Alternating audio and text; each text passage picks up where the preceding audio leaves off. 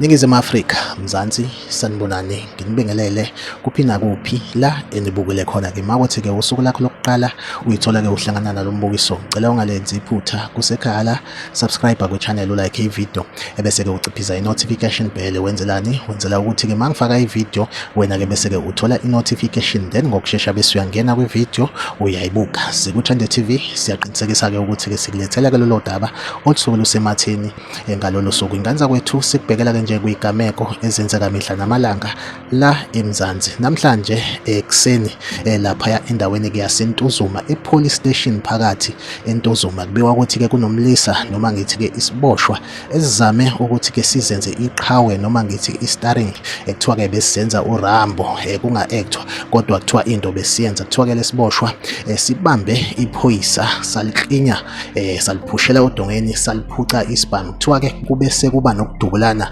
phakathi kwamaphoyisa-ke. Insizwa yagcina kungathi-ke iyawawina amaphoyisa cause igcine ikwazile ukuthi-ke amaphoyisa iwavalele egumbini thizeni, amaphoyisa awu-6. Ngeshwa-ke amaphoyisa e-police station kusuke kungakhona ukuthi ilawo awu-6 kuphela.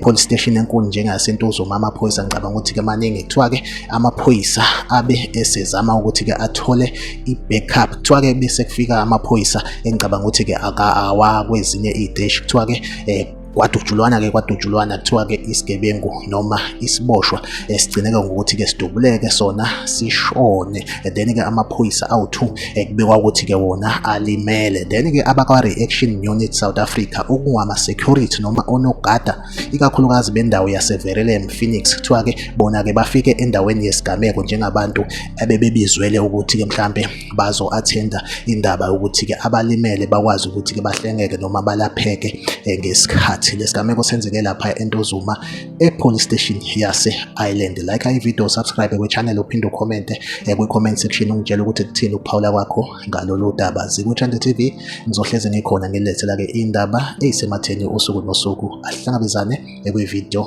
elandelayo.